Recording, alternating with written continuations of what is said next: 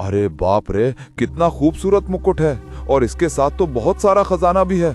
अब तो मैं जंगल का सबसे अमीर जानवर बन जाऊंगा, राजा भी मेरे सामने भिखारी नजर आएगा। नीलू सियार बहुत तेज भाग रहा होता है, मानो जैसे जंगल में कोई अनहोनी हो गई हो। और भागकर वो राजा के पास आया। अरे नीलू, इतनी जल्दी मैं कहाँ से आ रहे हो? जंगल में सब ठीक तो है ना?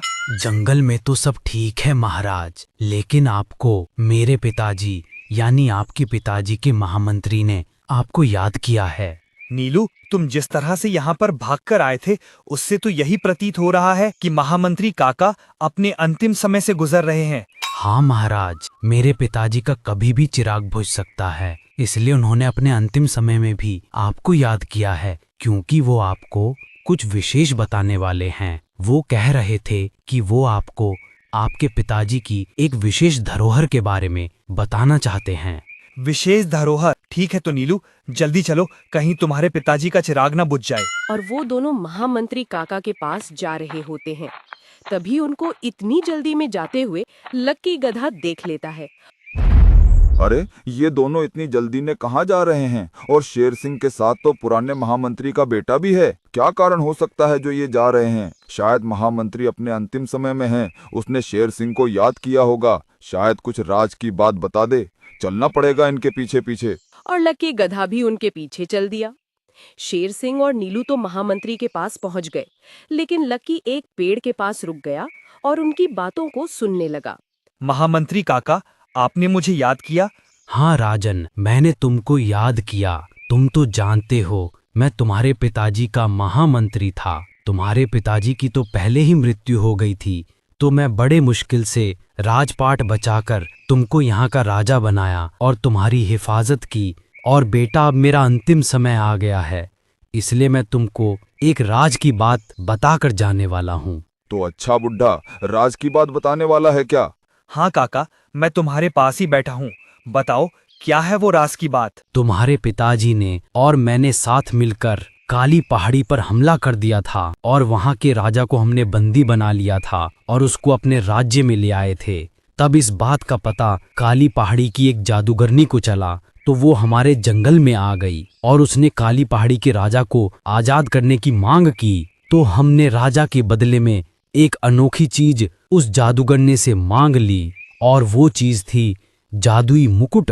अगर कोई भी जानवर उसको पहन ले तो फिर उसको कोई नहीं हरा सकता और वो शक्तिशाली बन जाता है। वो चाहे तो सारे जंगलों को जीतकर चक्रवर्ती राजा बन सकता है।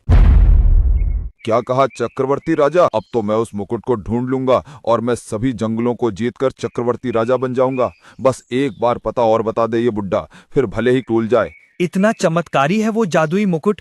काका, आप उसका पता और बता दीजिए, फिर हम उसको शीघ्र ले आएंगे। बेटा, तुम दक्षिण दिशा में चले जाना और जब तुम काफी दूर चले जाओगे तो तुमको एक बहुत बड़ा और विशाल वृक्ष दिखाई देगा, और तुम थोड़ा ध्यान से देखोगे तो तुमको उस वृक्ष में एक गुफा का रास्ता दिखाई देगा और तुम उस गुफा में चले जाना, उसमें तुमको मुकुट मिल जाएगा। अच्छा, तो दक्षिण दिशा में जाना है जब तक वो बड़ा पेड़ नहीं आए, और उस पेड़ में एक छोटा सा गुफा का दरवाजा है, उसमें घुस जाना है और मुकुट ले लेना है। अब मैं मुकुट लेने के लिए जा रहा हूँ। और गधा जल्दी में मुकुट लेने के लिए चला जाता है, लेकिन गधा अधूरी बातों को सुनकर ही गया था। पूरी बात अभी महामंत्री काका ने बताई नहीं थी। काका, आप रुक क्यों गए? और बताओ, उस मुकुट को लेने में कोई विपत्ति या आपदा तो नहीं आएगी? ओ बेटा, मुझको नींद की झपकी आ गई थी। हाँ, तो कहाँ था? तुम गुफा में घुसोगे, घुसते ही गुफा के दरवाजे पर रखा वो पत्थर अपने आप लग जाएगा और गुफा बंद हो जाएगी, और तुम गुफा में बिना डरे चले जाना और फिर तुमको मुकुट दिखाई देगा। मुकुट को तुम उठाओगे, तुम मुकुट के पास ही एक पत्थर होगा, तुम उस पत्थर को थोड़ा सा खिसका देना, जिससे गुफा के दरवाजे पर लगा वो पत्थर खुल जाएगा और तुम बाहर आ जाना। जल्दी जाओ मेरे बेटे, मुझे नींद आ रही है। अरे काका तो सो गए, चलो यहाँ से चलते हैं।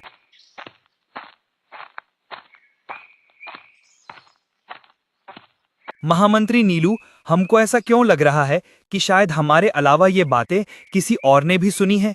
हमको शक सा हो रहा है। हो सकता है महाराज, किसी ने हमारा पीछा किया हो और हमारी बातों को सुन लिया हो। अब आप ही बताओ महामंत्री, इसका उपाय क्या करें? कैसे उसको पकड़ें जिसने हमारी बातों को सुना है? कहीं वो हमसे पहले मुकुट न ले आए। इसका सिर्फ एक ही उपाय है महाराज। आप जंगल में ये घोषणा कर दो कि आप जंगल में ये देखकर बताओ कि कौन सा जानवर जंगल से लापता है। जो भी जंगल से लापता होगा समझ लेना वो मुकुट को लेने गया है और उसने हमारी बातों को सुन लिया है। हाँ नीलू, तुमने ये अच्छा उपाय बताया है। अभी हम सबको बुलाकर ये घोषणा भी कर देते हैं। सुनो मेरे जंगलवासियों, आप सबको जंगल में ये देखना है, अपने आस पड़ोस में भी देखना है कि जंगल से कौन लापता है। कल से जो भी हमको इसके बारे में बताएगा हम उसको बहुत बड़ा उपहार देंगे। महाराज, इसके बारे में तो मैं आपको अभी बता देता हूँ कि कल से हमारे जंगल में कौन लापता है। हाँ शीघ्र बताओ। महाराज, कल मैं लकी गधे को बहुत जल्दी में जाते हुए देखा था और जब मैं उससे पूछा, अरे भाई लकी, इतनी जल्दी में कहाँ भागे जा रहे हो? आ जाओ, मेरे पास मीठे मीठे फल हैं, दोनों साथ मिलकर खाते हैं। अरे तुम ही खाओ इन सबको, मैं नहीं खाता, मुझे थोड़ा काम है, मैं जल्दी में जा रहा हूँ। हो सकता है लकी को कुछ जरूरी काम हो, इसलिए उसने तुम्हारे फलों को नहीं खाया। नहीं महाराज, उसको कोई भी काम नहीं है। उसको कितना भी काम क्यों ना हो, वो फलों का इतना शौकीन था कि सारे कामों को छोड़कर फल खाता था और सेब का तो बहुत ही ज्यादा शौकीन था। और मैंने उसको कल से और अब तक देखा भी नहीं है, जबकि वो दिन में 1-2 बार मुझसे मिलने जरूर आता था। वो मुझे बिना बताए कहीं पर भी नहीं जाता था। तीर निशाने पे लगा है नीलू, चलो शीघ्र चलते हैं। कहीं हमसे पहले वो मुकुट लकी गधा ना पहन ले। अगर उसने पहन लिया तो उसको हराना मुश्किल हो जाएगा। और हाथीराज, आप भी हमारे साथ चलो, हो सकता है हमको आपकी आवश्यकता पड़ जाए। और वो तीनों दक्षिण दिशा की ओर चल देते हैं।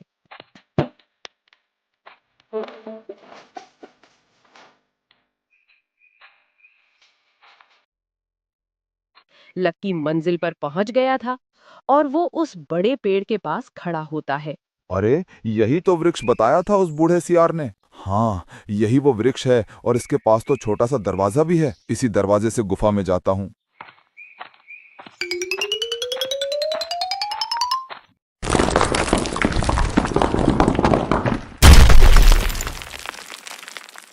अरे ये दरवाजा कैसे बंद हो गया? अब मैं बाहर कैसे जाऊंगा? कोई नहीं, पहले उस मुकुट को चलकर देखता हूँ।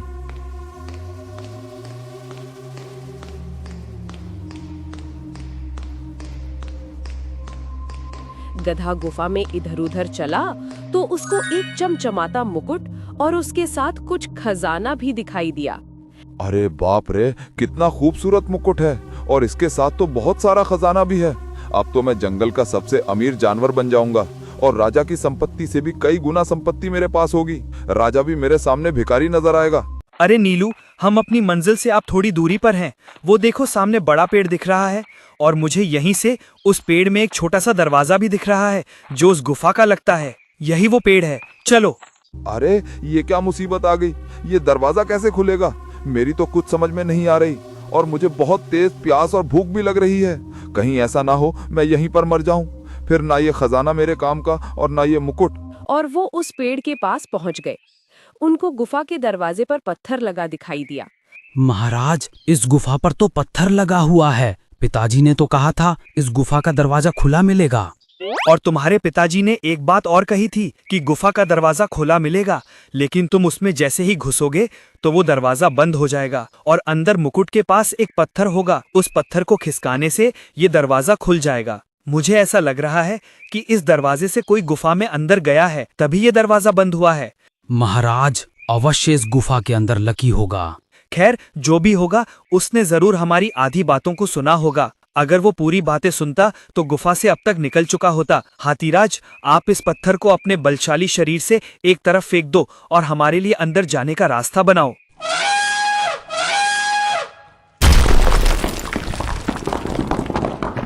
और हाथीराज ने उस पत्थर को हटा दिया। तीनों उस दरवाजे में चले गए।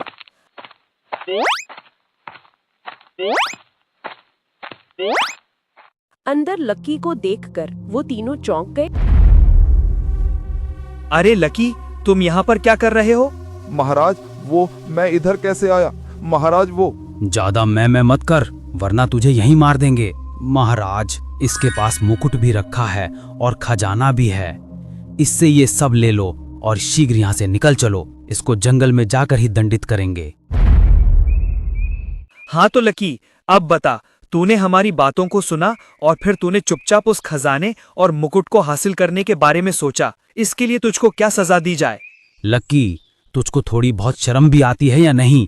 तू इसी जंगल में रहता है, इसी जंगल का खाता है और इसी जंगल का पीता है, और इसी जंगल के महाराज के साथ तू गद्दारी करता है। और तुझे तो पता है हमारे जंगल में गद्दारों के लिए कितना कड़ा शासन है। महाराज, हमारे जंगल के लिए अच्छा यही होगा कि इस गद्दार को जंगल से बाहर निकाल दिया जाए। हाँ, तुम ठीक कहते हो महामंत्री। लकी गधे, अगर अपनी जान की सलामती चाहते हो तो शीघ्र हमारे जंगल से चले जाओ, वरना हम तुमको ऐसे फाड़ देंगे जैसे बच्चे फेल होने के बाद पेपर फाड़ देते हैं। दफा हो जाओ। अरे यार, खजाना भी गया हाथ से और मुकुट भी गया हाथ से, पर मुझे इसका अफसोस नहीं है क्योंकि ये तो मेरा था ही नहीं। अफसोस तो मुझको इस बात का है कि जंगल के राजा ने मुझको जंगल से ही निकाल दिया, जो मेरी जन्मभूमि था, पर उसमें महाराज का भी कोई दोष नहीं था। दोष तो मेरा था, जो महाराज के साथ मैंने गद्दारी की, और गद्दारों के साथ ऐसा ही सलूक किया जाता है। और हाथीराज, हम आपको अपने जंगल का सेनापति बनाते हैं। आप बहुत ही ज्यादा बलशाली हो। अगर आप आज हमारे साथ नहीं होते तो हम ये मुकुट और खजाना नहीं प्राप्त कर पाते। आपने उस पत्थर को हटाकर हम पर बहुत बड़ा एहसान किया है। आज से आप हमारे सेनापति हुए। एक हरा भरा और खुशहाल जंगल था और उस जंगल का राजा शेर सिंह था।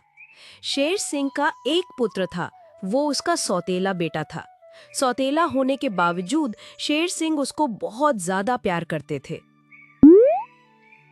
युवराज, मैं आपके लिए गुलाब जल लेकर आई हूँ, आप स्नान कर लो। दासी, तू ये गुलाब जल लेकर आई है, दूध नहीं है क्या? माफ कीजिए युवराज, दूध पीने खाने की चीज है, उसको इस तरह से बर्बाद नहीं करते। तुम कौन होती हो हमको ये बताने वाली कि किस चीज को खाया जाता है और किस चीज से नहाया जाता है? तुमको पता नहीं है, अगर मैं दूध से स्नान नहीं करूंगा तो मेरे चेहरे पर चमक नहीं आ पाएगी, इसलिए तुम दूध ही लेकर आओ, मैं उसी से स्नान करूंगा। लेकिन युवराज, महाराज की यही आज्ञा है कि आप गुलाब जल से ही स्नान करें, खाने पीने की चीजों को यूं व्यर्थ न करें। महाराज ने आपको दूध देने से मना कर दिया है। क्या कहा महाराज ने? मना कर दिया है? कोई बात नहीं है दासी, तू जाकर इस गुलाब जल को बाहर फेंक दे, मैं जाकर महाराज को देखता हूँ। और युवराज गुस्से में महाराज के पास गया। महाराज, क्या हमारे राज्य में इतनी भूख भरी आ गई है कि आप अपने युवराज के लिए दूध की व्यवस्था भी नहीं करवा सकते? बेटे, दूध की क्या बात है, तुम्हारे लिए तो मैं 56 भोग की व्यवस्था कर सकता हूँ, वो भी खाने के लिए। और तुम आजकल क्या नई रीत चला रहे हो कि तुम दूध से स्नान कर रहे हो? भला कोई दूध से स्नान कर सकता है क्या? वो तो खाने की वस्तु है। पिताजी, मैं दूध से स्नान इसलिए करता हूँ ताकि मेरे चेहरे पर खूबसूरती बनी रहे और मेरे चेहरे पर निखार आए। आप नहीं समझोगे? देखो बेटा, बाहर की खूबसूरती से ज्यादा हमको अंदर की खूबसूरती पर ज्यादा ध्यान देना चाहिए। जितना तुम चेहरे को साफ बनाने में लगे हो, अगर उतना ही अंदर से साफ मन कर लो तो सब ठीक हो जाएगा। हमारे जंगल में इस साल अकाल पड़ गया है, खाने पीने की व्यवस्था नहीं हो पा रही है। जंगल के जानवर एक टाइम खाना खाकर गुजारा कर रहे हैं और तुम हो कि दूध से स्नान कर रहे हो। भला एक युवराज को ये सब शोभा देता है? खैर छोड़ो इन बातों को, तुम मेरे साथ सभा में चलना। आखिर मेरे बाद इस राजपाट को तुमको ही तो संभालना है। दोपहर के बाद दरबार में आ जाना। नहीं पिताजी, दोपहर को खाना खाने के बाद मुझको बहुत अच्छी नींद आती है, इसलिए मैं दरबार नहीं आ पाऊंगा। महाराज, दरबार में आप अकेले आए हो, युवराज नहीं आए? नहीं महामंत्री, युवराज ने कहा कि उनको दोपहर का खाना खाने के बाद नींद बहुत अच्छी आती है, इसलिए वो नहीं आ पाए हैं। लेकिन महामंत्री, मैं तुमसे कहा था कि मेरे युवराज के लिए एक अच्छे शिक्षक का इंतजाम हो जाना चाहिए, जो मेरे बेटे को अच्छी शिक्षा और राज्य चलाने से संबंधित ज्ञान दे सके। क्या उसकी व्यवस्था हुई? महाराज, वह शिक्षक कल से युवराज को शिक्षा देंगे। और जैसे ही सुबह हुई, दासी दौड़ती हुई युवराज के पास आई। युवराज, आप यहाँ पर बैठे हो, मैंने आपको पूरे महल में ढूंढ लिया। आपको शिक्षा देने के लिए नए शिक्षक आए हैं, शीघ्र चलो। दासी, क्या शिक्षा? मुझे किसी भी शिक्षा की जरूरत नहीं है, कह दो उस शिक्षक से चला जाए यहाँ से, अगर अपनी जान की सलामती चाहता है तो। फिर एक दिन दौड़ते हुए महामंत्री युवराज के पास आया। युवराज, युवराज शीघ्र चलो, वो महाराज। महामंत्री, क्या हुआ महाराज को? सब ठीक तो है ना? और तुम इतने घबराए हुए क्यों हो? युवराज, कुछ भी ठीक नहीं है। महाराज पर कुछ शत्रुओं ने हमला कर दिया और महाराज उसमें बुरी तरह से जख्मी हो गए हैं। आप शीघ्र चलो। महामंत्री और युवराज दौड़कर राजा के पास पहुंचे। पिताजी, पिताजी आपको क्या हो गया? आप कुछ बोल क्यों नहीं रहे हो? पिताजी। युवराज, महाराज बहुत ज्यादा जख्मी हो गए हैं, इसलिए वो कुछ नहीं बोलेंगे। कुछ भी कीजिए, लेकिन आप महाराज को बचाइए। हाँ युवराज, इसका एक उपाय है। इसकी दवा आपको दूसरे देश में मिलेगी, जो हमारे जंगल के पड़ोसी देश का पड़ोसी है। उस जंगल में जाओ, वहां से दवा लेकर आओ, लेकिन वो दवा बहुत महंगी मिलेगी। कोई बात नहीं है, दवा कितनी ही महंगी हो, शीघ्र लेकर आओ। हम अपने पिताजी को जल्दी से जल्दी ठीक देखना चाहते हैं। लेकिन युवराज, अब हमारे राजकोष में इतना धन भी नहीं है कि हम उस दवा को बार बार खरीद सकें, और महाराज की भी तबीयत खराब है, और तब तक महाराज बीमार रहेंगे तब तक राजपाट को कौन संभालेगा? अगर राजपाट को नहीं संभाला गया तो जनता कर नहीं देगी और राजकोष खाली हो जाएगा। इसलिए पूरे राजपाट की जिम्मेदारी आपको लेनी होगी युवराज। ठीक है महामंत्री, आप शीघ्र जाओ, राजपाट की जिम्मेदारी हम अपने कंधों पर ले लेंगे। लो युवराज, भोजन कर लो। अरे दासी, तू आज घास लेकर आई है, फल लेकर क्यों नहीं आई? और ये घास भी हमको साई घास नहीं लग रही है। युवराज, आप जो फल और शाही घास खाते थे वो हमारे जंगलों में नहीं होती है, वो दूसरे जंगलों से आती है, और दूसरे जंगलों का बकाया पैसा होने के कारण उन्होंने हमको फल और शाही घास नहीं दी है। राजकोष पूरा खाली हो गया है, इसलिए आप शीघ्र राज को संभालो। अगर आप राजसभा में बैठते तो जंगल की जनता ठीक से कर देती और राजकोष खाली होने की नौबत नहीं आती। पूरा दिन राज्यसभा में बैठना असंभव है। पिताजी, अब आपकी तबीयत कैसी है? जख्मों में कुछ आराम है या नहीं? हाँ युवराज, अब थोड़ा अच्छा लग रहा है। महाराज, आपके लिए और दवाइयाँ लानी होगी, पर इसके लिए राजकोष में धन नहीं है। कोई बात नहीं है पिताजी, मैं कल से राज्यसभा में बैठूंगा और जिन्होंने भी कर नहीं चुकाया है उनसे बकाया कर लूंगा। राजकोष में भी थोड़ा धन आ जाएगा। अरे दासी, जल्दी से हमारे लिए कुछ खाने के लिए लेकर आओ, हमको राज्यसभा के लिए भी जाना है। महाराज, खाने के लिए कुछ भी नहीं है। जो दास और दासियां जंगल से फल लेकर आती थीं, वो काम छोड़कर चली गई हैं। लेकिन दासी वो काम को छोड़कर क्यों चली गई? वो इसलिए युवराज, क्योंकि राजकोष में इतना धन ही नहीं बचा कि हम उनका वेतन दे सकें, इसीलिए वो नौकरी को छोड़कर चले गए हैं। इसलिए आपको खाना स्वयं ही जंगल से लेकर आना होगा, अपने लिए भी और महाराज के लिए भी। फिर युवराज अपने लिए और महाराज के लिए जंगल से फल लेकर आता है।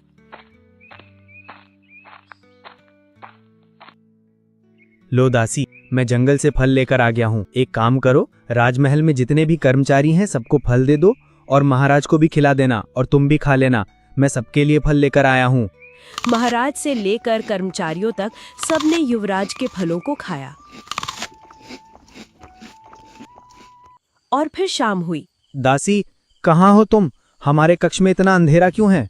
युवराज, आज से सिर्फ महाराज के ही कक्ष में दिया जलेगा, क्योंकि हमारे राजकोष में तेल खरीदने के लिए भी पैसे नहीं बचे। कोई बात नहीं है दासी, तुम जाओ।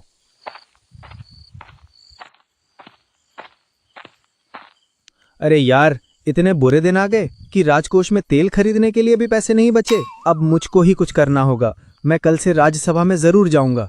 अगले दिन युवराज राज्यसभा में पहुंचे। आप सबको पता होगा कि महाराज की तबीयत बहुत खराब है। कुछ शत्रुओं ने उन पर हमला किया, जिसकी वजह से वो बहुत ज्यादा जख्मी हो गए हैं और उनका इलाज के लिए बहुत सारे धन की भी आवश्यकता है। हमारे राजमहल की इतनी दुर्दशा खराब हो चुकी है कि राजकोष में इतना भी धन नहीं बचा कि हम तेल खरीद सकें।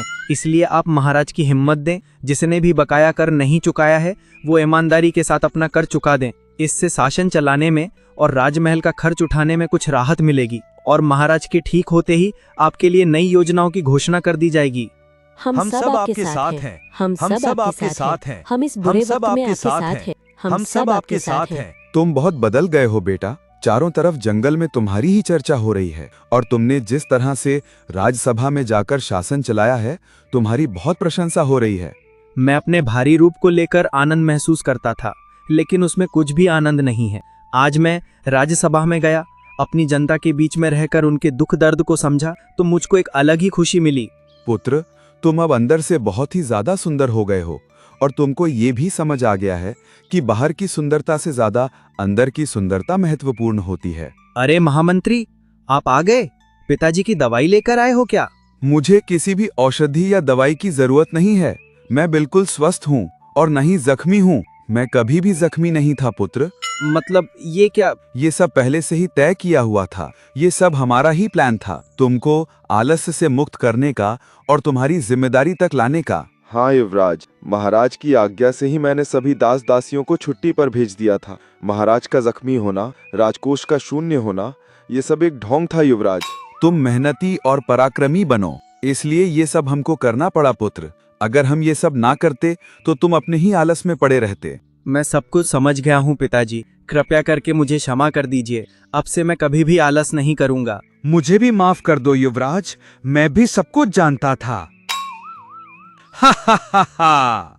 मुझे भी माफ कर दो युवराज, मैं भी सब कुछ जानती थी। हा हा हा हा। तुम सबका बहुत धन्यवाद, मैं समझ गया हूँ। अब से मैं कभी भी आलस नहीं करूँगा और ना ही किसी को आलस करने दूंगा।